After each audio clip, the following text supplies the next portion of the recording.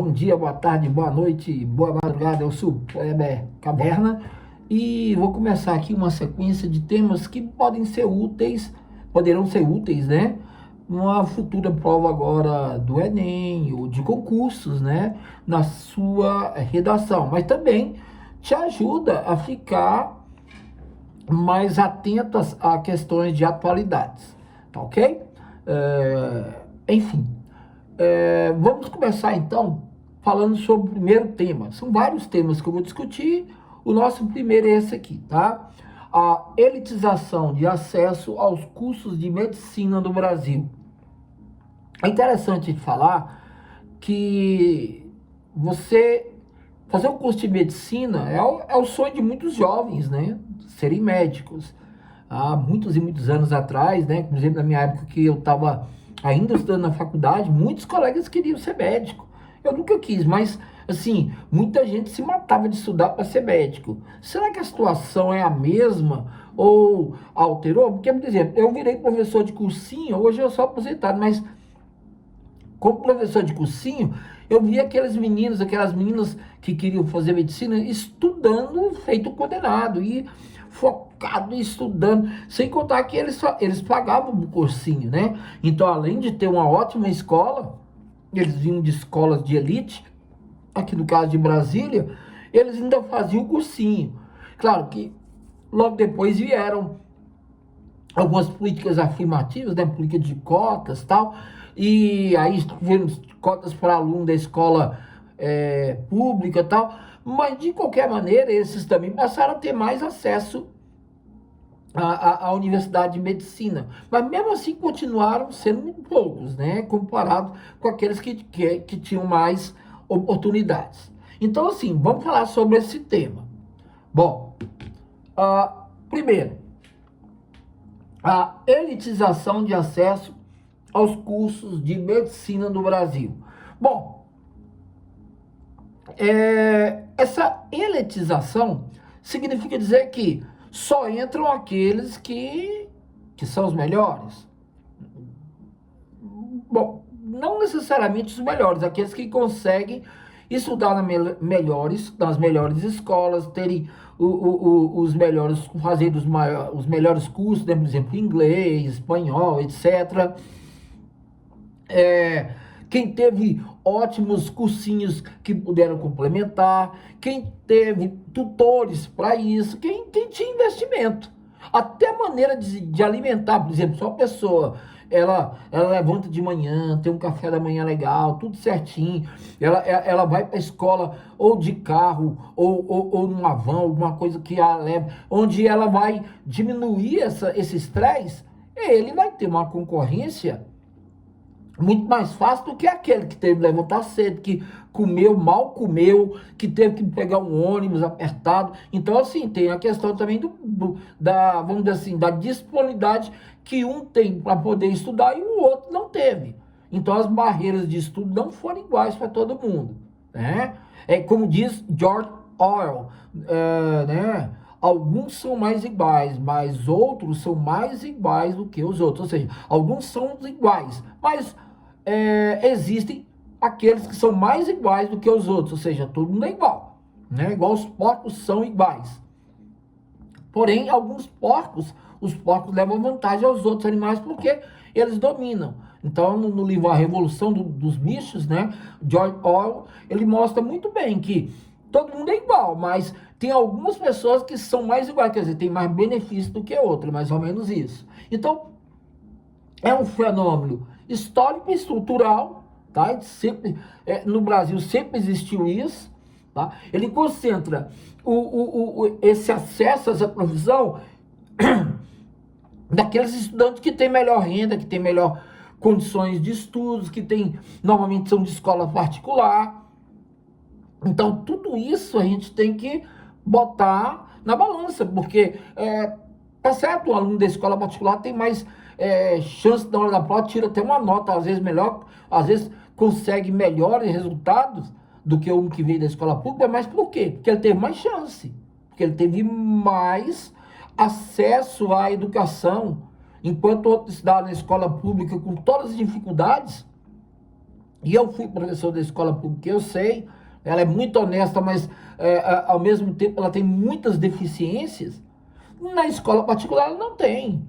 Na escola particular, se falta um professor, tem um substituto na hora.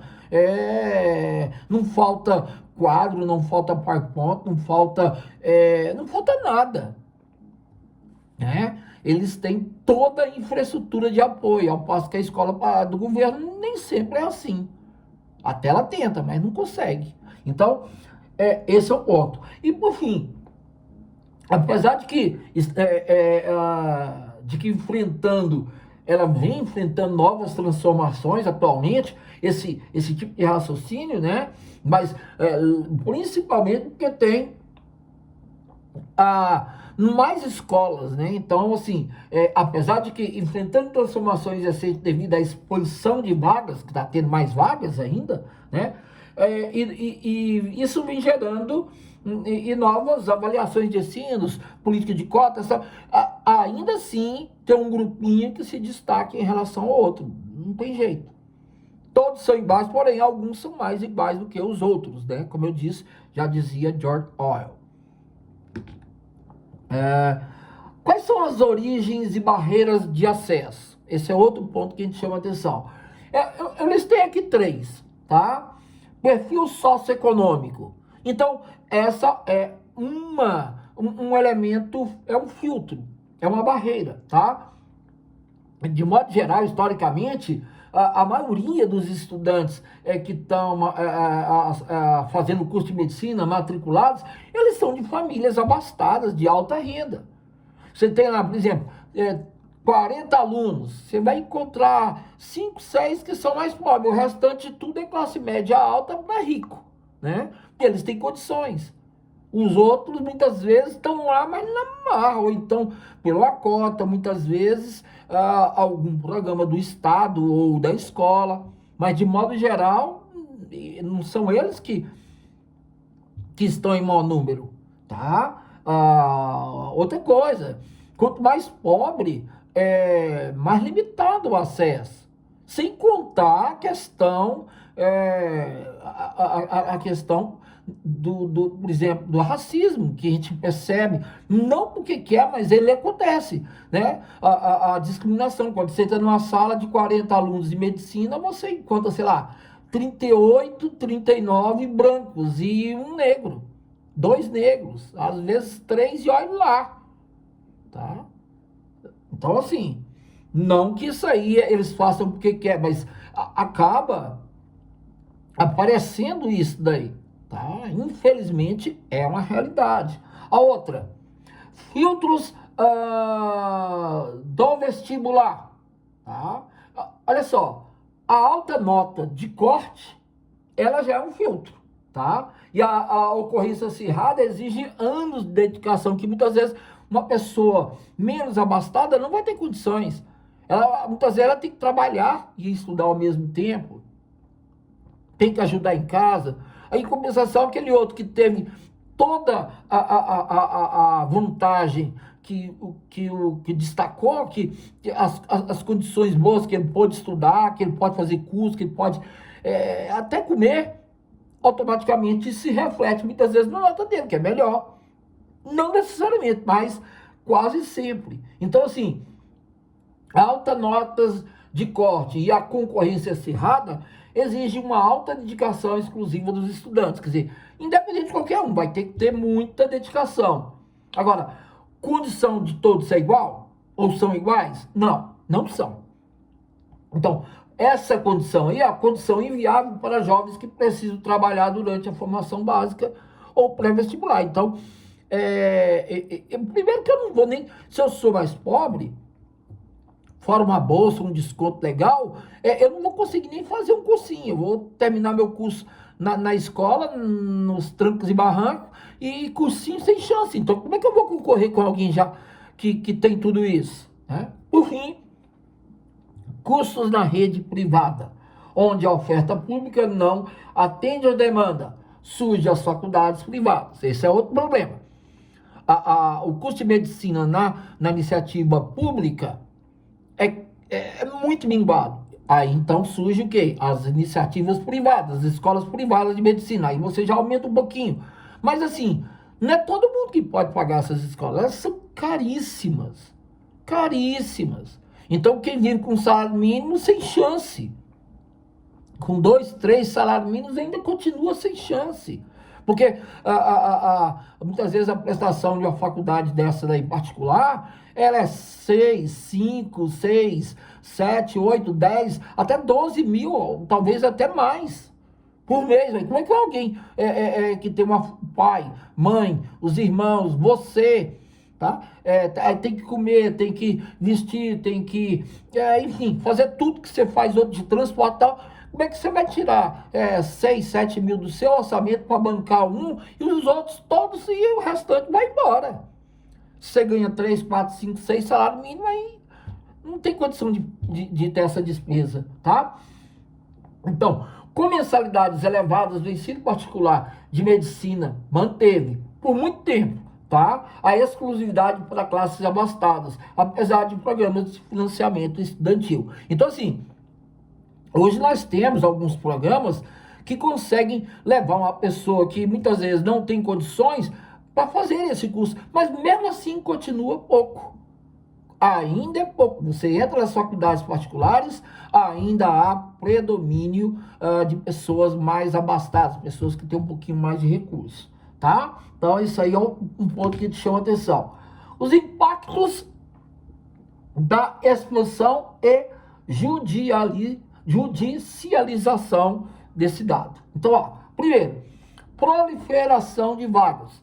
O que está percebendo é abertura para tentar sanar esse problema muito rápida, muito agressiva, extremamente assim, rápida, tá? De novos cursos. Esses cursos voltados à medicina, tá? E outra coisa, aumentou a oferta de vagas. Elas aumentaram, tá? Mas aumentaram, mas não consegue ainda atender a todo mundo, porque não é todo mundo que pode pagar essa faculdade. Apesar que aumentou a oferta de vagas, com quedas pontuais em mensalidades, e não é em tudo quanto é lugar, em determinadas regiões, tá? Sem contar que essa abertura expressiva de novos cursos, ela vem impulsionada por decisões judiciais, liminares. Então, a coisa muito judicializada. Então, esses são alguns elementos que eu trouxe sobre este tema, ok? Para terminar, ações governamentais e perspectivas. O que eu vejo nisso daí? Primeiro, o que nós percebemos é que muitas políticas afirmativas tentam melhorar a situação. É por isso que ela é chamada de política afirmativa, né? A lei de cotas é um exemplo de política afirmativa.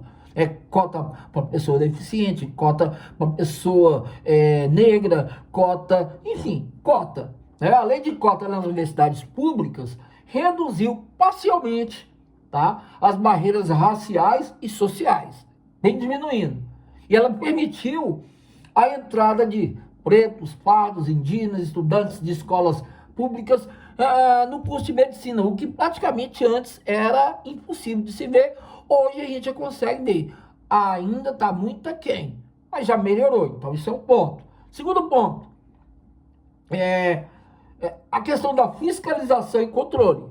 Tá? No caso aí, o MEC, que é o Ministério da Educação e Cultura, Ministério da Educação e Cultura, e seus órgãos, né, eles que estão ligados a eles, são órgãos de classe que têm endurecido o cerco contra a abertura indiscriminada de novas escolas, porque estava virando uma praga. Tudo quanto é lugar que você ia, estava abrindo uma escola sobre esse tema. Então, eles agora estão mais, vamos dizer assim, mais duros, né? Estão olhando com mais carinho, prestando atenção para a coisa não bagunçar. Então, a gente observa que muitas dessas escolas, faculdades que estão abrindo, elas estão abrindo, mas não dão a infraestrutura necessária. Simplesmente dá o diploma, mas não dá aquilo que a pessoa precisa para poder exercer a profissão. Então, tem que ter infraestrutura. E, claro, atrelando o desempenho acadêmico a restrições de funcionamento e repasse de federal. Ou seja, se aqueles profissionais que são formados não apresentam, né, um desempenho acadêmico satisfatório através de provas, testes, etc., automaticamente aquela entidade ela vai ser minada em termos de ajuda federal, porque ali é simplesmente o local que dá o diploma e acabou. Não, o Estado não quer isso, ele quer que tenham entidades, por exemplo, particulares, mas que elas tenham uma infraestrutura correta, que tenham um funcionamento correto e que possa trazer realmente um benefício para o aluno, para o paciente e para, enfim, a sociedade, ok? Então, essas são as minhas observações sobre este tema. Um abraço, um beijo e um queijo. Eu sou o professor Kleber Caverna. Se você gostou, se inscreva no meu site, né? Aqui no YouTube, é o Kleber Caverna. E passe para os colegas, mostre para os outros, que você, vejam e assistam, e depois coloque nos comentários se tem alguma coisa que vocês gostariam que eu falasse. Um abraço, um beijo e um queijo. Tchau, fui!